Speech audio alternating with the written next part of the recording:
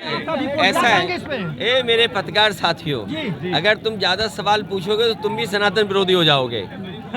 चंपत राय अरे रुक जाओ, एक मिनट जाओ, अरे मेरे पत्रकार साथियों, आप अपनी पत्रकारिता का धर्म निभाना और सनातन और जो हमारी भारतीय परंपराएं हैं, समाजवादी पार्टी, समाजवादी लोग पूरी 100% हिंदू या सनातनी परंपराओं को मानते हैं। लेकिन आज जब हम विवेकानंद जी को याद करें,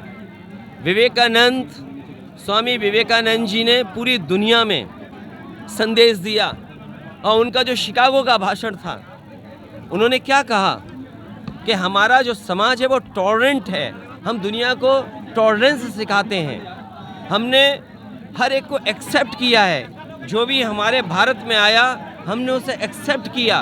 तो ये बताइए, सनातन धर्म के जो आरोप लगाते हैं, हम तो पेड़ को पूजते हैं, हवा को पूजते हैं, आग को पूजते हैं, मिट्टी को पूजते हैं, पानी को पूजते हैं और जितने पेड़ हैं उन सबको पूछते हैं, तो क्या हम सनातनी नहीं हैं? इसलिए इस बहस में मत पड़िए। बीजेपी के लोग जानबूझ करके अगर ज्यादा सवाल आप पूछोगे तो आप भी सनातनी नहीं माने जाओगे। दानदाताओं को चंपत राय कह रहे हैं कि अयोध्या में दान देने वालों के गर्दन काट लिए जाते हैं, अगर कोई आता है अयोध्या में तो उसका गर्दन तक काट लिया जाता है। क्यों, ये कब बात है? कन्नौज से कुछ लोग इत्र और चांदी का फूल लेके पहुंचे थे। देखिए, ये जो भाषा का इस्तेमाल, तो इसका मतलब वो खुद सनातनी नहीं है। अगर वो गले काटने की बात कर रहे हैं और जिनको संविधान और कानून पे भरोसा नहीं है, वो कभी सनातनी नहीं हो सकते हैं। हम बाबा साहब भीमराव अम्बेडकर जी, डॉक्टर राम मनोहर लोहिया और नेताजी जो संविधान को मानते रहे, संविधान को हम मानते हैं, लोकतंत्र को मानते हैं। जो संविधान मानता है वो इस तरह की भाषा इस्तेमाल नहीं कर सकता।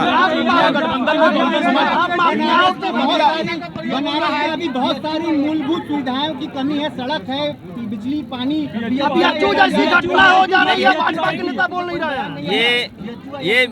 ये बताइए मुझे, जो आपने सनातन का सवाल इतना महत्वपूर्ण पूछा, BHU में जो घटना हुई, जो अपराधी पकड़े गए या जिन पे आरोप है, उनकी हर एक की तस्वीर भारतीय जनता पार्टी के नेताओं के साथ है।